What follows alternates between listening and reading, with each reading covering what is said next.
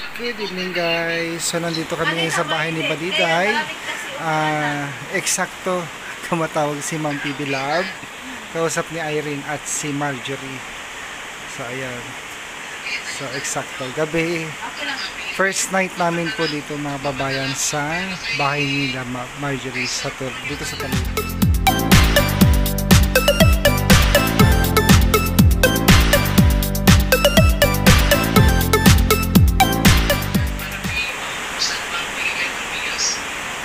Thank you po, tita.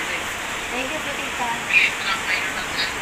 Tapos, ewan ko ba kasi tutoy na lang. Siguro, kung nagpunta na lang kayo ng pagkapo, di ba? Tapos parang bumili na kayo ng bigas niyo. Opo, ta. Okay. Opo. Kami na lang ma'am para makalawang araw. Opo. Kami na lang ma'am para makapasyal po kami para maikot ko yung lugar nila. Gusto daw ni Kuya Totoy, kami na lang daw, tita, kasi gusto daw niya maikot daw niya ang lugar.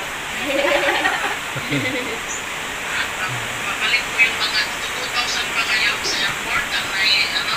Opo, ay, Opo, kami tita. Marjorie. Sige, babalik ko yun. Tapos, magbibigay ako ng bumili nyo ng konting yung mga bigas nyo. At konting, nakabili pa kayo ng grocery kahapon? Opo, tita. Ay, wala po, Ay, wala tita. po, Nagbili tita. ako ng isang sakong bigas po, ta. Eh, magkano yung isang sak? 1,350. 1,350. 1,350 po, ta. At saka si Marjorie din.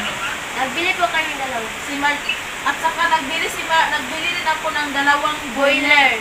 Tapos dalawa din kay Marjorie. Tapos tinapay balit 200. Ang bawat isa sa amin dalawa. Royal? Yung Yung malaking manok ta, tag 550 yung isa. Tapos dalawa yung... Sige, padala ako kay Tutoy para yung first. Tapos bili kayo ng konting. Eh, nakabili na pala kayo ng bigas. Grocery na lang. Opo, tita. Para may pagkain kayo dyan. Ano ka?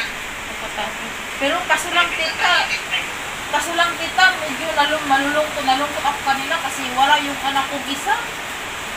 Si Halila lang itong natira. Ito na lang yung, Ano? ang natira ko, ito na lang ko. Bakit wala? Ayun. Tinangay. Kasi kinuha tita, tapos nagsinungaling na ibabalik daw niya mo. Ito na, naiyak lang ako kanina, tapos yung nag-alaga din na kuya ko, umiiyak din. Kasi hindi naman, nag-aaway na sila, hindi na ibigay. Kaya pag may puntahan ko na lang, ako na lang magkukuha siguro ng anak ko kung meron doon sa kanilang bahay, kung hindi nila dinala sa kung saan. Kasi nagpunta yung kuya ko doon, wala sila doon. Nasaan pa sila? Nagasaan?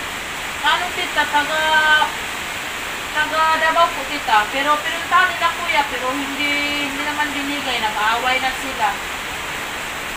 Ang gawin mo, kuha ka ng police. Kasi, ang batas dyan sa Pilipinas, basta below 7 years old, sa nanay, hindi naman kayo kasal.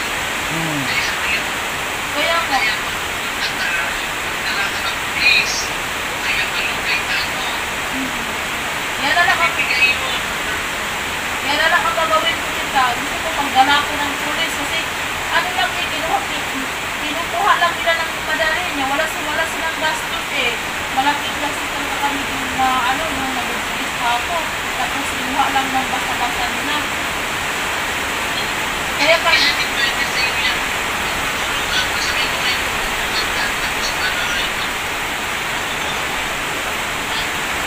basta magpaalam mo para kayo ng police, malugay tayo, alam mo kung saan sila nakatira. alam ko po tita. Pero nung nagpunta sila kuya, wala doon sila. At saka yung bata, dinala nila. Wala sa bahay. Saan daw sila pupunta? Yan ang hindi nila alam kung saan sila pupunta. Tapos yung kuya ko, na lang, hanggang umaga, hanggang hapon. Nag-aantay sa kanilang bahay, wala doon. Kaya balik na yung kuya ko. Wala na sa kalasa. Pupunta kayo sa Manabo, sa police, kinuha yung anak mo.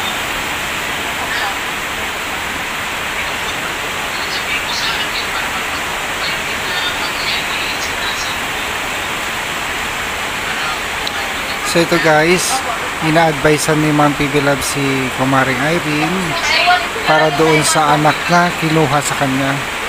Kasi ang batas ng Pilipinas naman talaga ay mga babayan, ang bata below 7-year-old dapat na sa nanay. Ano din siya kanina tita, iyak din. Ito, ang nangyari kasi, mula nung pinagbuntis ni Kumaring Irene yung bata, wala yung tatay.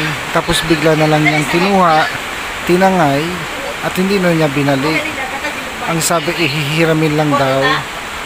Pero, ayan, hindi na binalik. So, ito is Marcy Irene.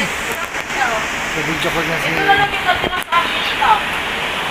Kabidyo ko niya si Ma'am PB Love at pinapakita ni Kumaring Irene yung kanyang anak kay Tita PB Love. Oo, ito pa.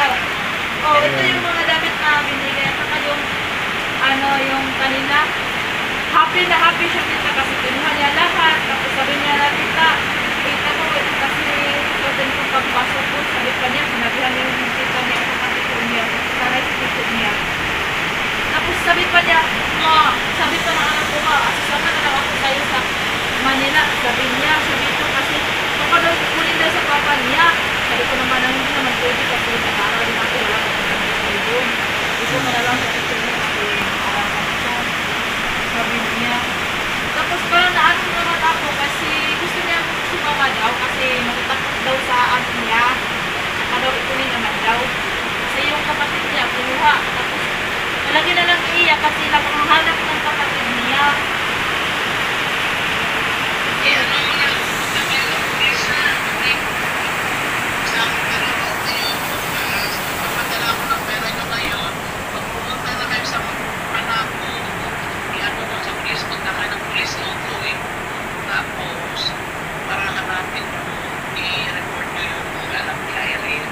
Opo, tita.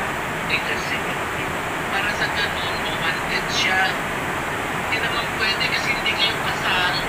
At saka kahit under 7 years old siya. Kaya sa'yo, ayun, anak mo, hindi pwede sa tatay.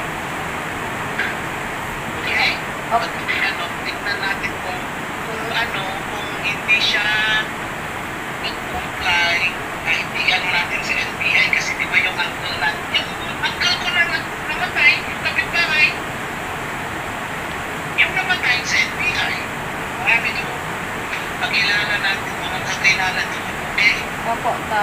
Pag-ayaw niya ka. Ay, magpakukuha mo yan bago tayo. Excited ka naman na umuwi. Oo, Okay ka ta. naman. Na-excited talaga ako umuwi kanina tapos pag-uwi ko wala namang anak ko, si ate na lang. Tapos iiyak na naman si ate, tapos iiyak naman yung yung kapatid ng mama ko. Nag-iyakan talaga kami kanina kasi yung anak ko, tapos wala, tapos umuwi ako, tapos wala din yung anak ko, kaya sobra din masakit din sa akin yung pagpunta ko dito na wala yung anak ko isa, kinukuha lang ng basta-basta, tapos umiiyak na lang din yung si kuya ko. Kasi kinuha lang yung Makukuha mo yan. Kawawa naman yung bata. Bakit may asawa na ba yung lalaki? wala pong asawa. Kinuha nila. Pangalawa na sila nagpunta doon yung pangalawa, yung first time nilang kinukuha. Nagpunta talaga sila doon. Yung bata, nakikita nila pero ayaw talaga ibigay. Tapos ang naiiyak talaga yung hipag ko kasi hinawakan daw ng anak ko itong mga mukha niya, ginaganon-ganon, tapos hinahaghag daw ng anak ko, tapos yung papa niya hindi ibigay kaya nag-away-away daw siya. Sabi niya, babalik na lang kayo. Tapos babalik yung sila kuya, hindi naman hindi na ibigay yung bata, wala na doon. Tapos umaga sila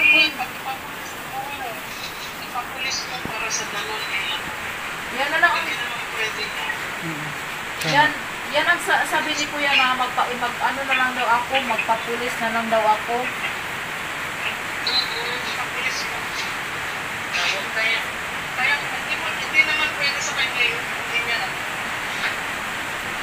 yan. Oo, bata pa yun eh. Kailangan to sa mama pa yun. Eh, anong gagawin niya sa anak mo? Ano mag-aalaga doon sa bata? Bakit kinuha niya? Kinuha ka. Wala naman siyang pagkakupang ito.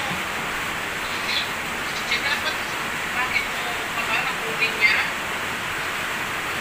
Hindi. Pinag-usap naman niya? Hindi po, tita. Hindi po. Hindi pwede yan. Makukuha mo yan. Pag ano, kung hindi mo paano yung NBI na. Opo, ta. Madali lang yan. Yung, di ba yung aklo mo niya, nung namatay, di ba, yung kapitbahay, o sa NBI yan.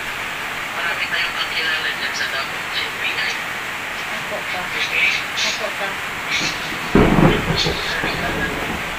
Ako ay papapayan. Tumusunod ako ng mama. Ano, kumusta naman si Marjorie? 3. Kumusta ka naman, Marjorie? Okay lang po ako, tita. Masaya pa ako kasi nakapunta na kami. Kumusta naman yung fight ng kapatid mo? Ulo niya? Opo, tita. Masaya po siya kasi meron na daw siya. Ginagamit niya na po kami. Nagawa niyo na? Sino gumawa sa bike na ano niya, eh? O nakaipon ka pala ng pagbili ng bike ng kapatid mo. That's good. O, tingnan mo. Inipon ko yung tita kasi sabi niya, ate, bilhan mo ako ng bike kapag pagdating mo sa laban. Inupulan ko na lang para may pambili ako sa akin. Ayan, anong pasalubong mo kay Christine? Ano po tita, yung mga sandals at bag. At yung iba na damit na, ano tita? Masaya naman si Christine. Okay Okay po. naman siya. Okay naman. Nandiyan ba yung tatay mo? Meron po dito tita. Okay. Dumating. Natulog Kaya na. dumating siya. Saan? Tutulog na. Natulog na po siya ngayon. Natulog na. Sino kasama mo dyan natulog?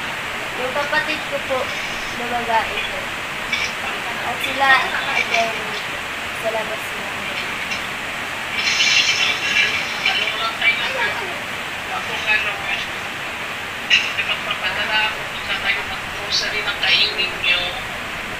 At tapos yung ano kailangan nyo para hindi kayo manibago masyado dyan eh. Opo. Okay? Opo, tita.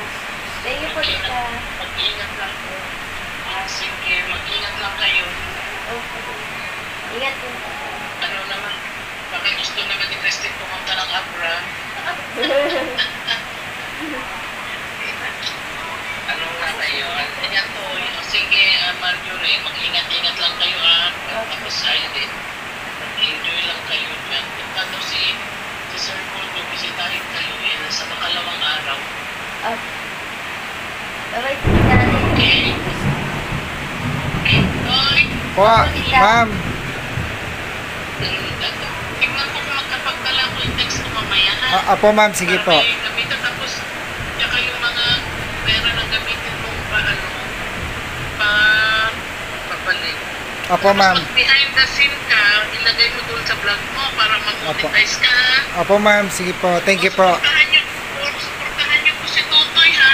Opo, Para tita. mag-monetize naman. Kawawa naman si Tutoy namin eh. Thank you Para may po. pera siyang Thank you, ma'am. Thank you po. pakain sa baboy niya. Sige, salamat sa inyong lahat. ha? Thank you po. Ingat, ma'am. Ingat po kayo, tita. Opo.